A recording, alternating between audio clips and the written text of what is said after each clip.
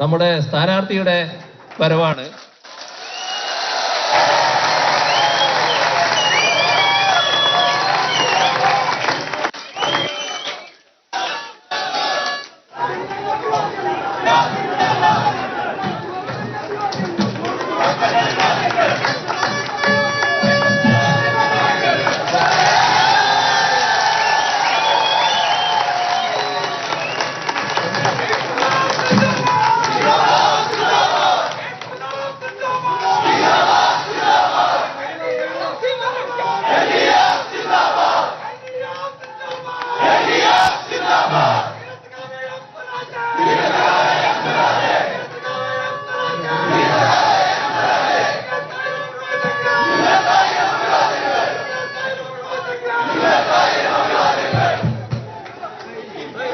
ഞാനീ പറഞ്ഞ രീതിയിലുള്ള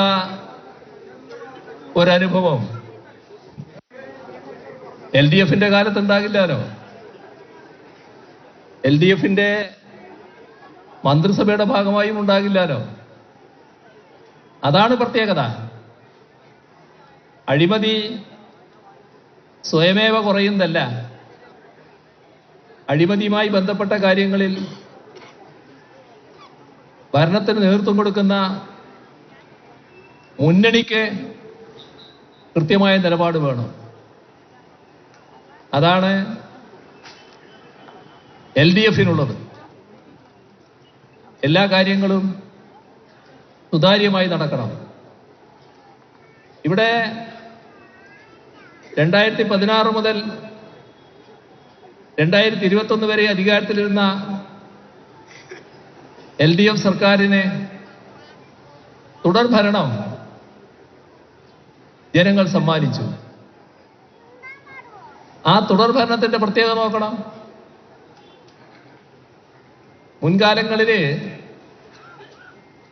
സംഭവിച്ചിരുന്നത് കുറച്ചു കാലമായിട്ട് നമ്മുടെ നാട്ടിൽ നടന്നു വന്ന കാര്യം, ഒരു ഘട്ടത്തിൽ ഒരു മുന്നണി, അടുത്ത ഘട്ടത്തിൽ വേറൊരു മുന്നണി. LDF നാടിനോട് പ്രതിബദ്ധത ഉള്ള മുന്നണി എന്ന നിലക്ക് നാടിന്റെ വികസനത്തിനാവശ്യമായ ജനങ്ങൾക്ക് ഏറ്റവും ഉപകാരപ്രദമായ പരിപാടികൾ മുന്നോട്ട് കൊണ്ടുപോകും. തൊട്ടു പിന്നാലെ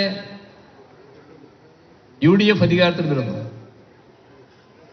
UDFന് മൊത്തമായ ഒരു സമീപനമുണ്ട്. അതിലുള്ള കക്ഷികൾക്ക് ചില പ്രത്യേക സമീപനങ്ങളുമുണ്ട്. എന്താ പിന്നീട് സംഭവിക്കുന്നത്? തുടർച്ച നഷ്ടപ്പെടുന്നു. വികസന കാര്യങ്ങൾ അതേപോലെ മുന്നോട്ട് പോകുന്നില്ല. ക്ഷേമകാര്യങ്ങൾ അതേപോലെ മുന്നോട്ട് പോകുന്നില്ല. എല്ലാറ്റിലും തകർച്ച സംഭവിക്കുന്നു. അതോടൊപ്പം തങ്ങളുടെ വിഹിതം ഇങ്ങോട്ട് പോരട്ടെ എന്ന രീതിയിലുള്ള അഴിമതിയുടേതായ ഭാഗങ്ങൾ പെരുകുന്നു. ചുരുക്കത്തിൽ നാടിന്റെ പുരോഗതി തടയപ്പെടുന്നു. നേരത്തെ നല്ല രീതിയിൽ മുന്നോട്ട് വന്നത് അതേ രീതിയിൽ തുടരാതെ സ്തംഭനത്തിലും കാലത്തിനനുസൃതമായ പുരോഗതിയില്ലാതെ പുറകോട്ടടിച്ച നിലയിലേക്കും എത്തുന്നു.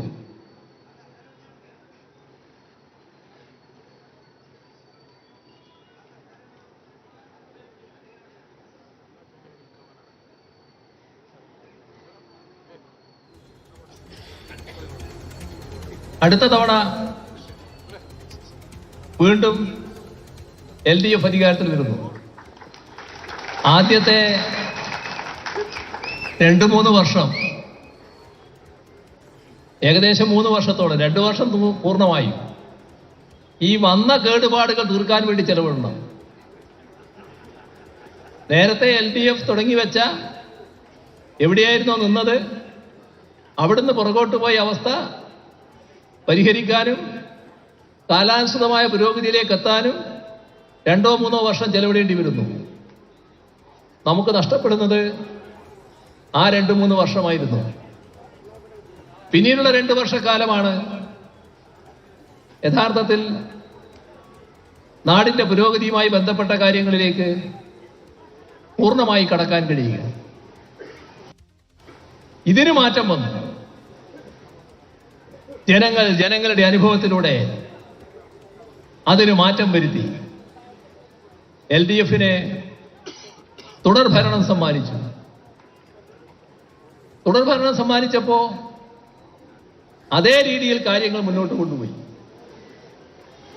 2021 മെയ്യിൽ എവിടെയാണോ ഓരോ രംഗവും നിൽക്കുന്നത് അവിടെ നിന്ന് അതേ പന്ഥാവിൽ മുന്നോട്ട് പോകുന്നതിന് ഒരു പ്രയാസവും ഉണ്ടായില്ല.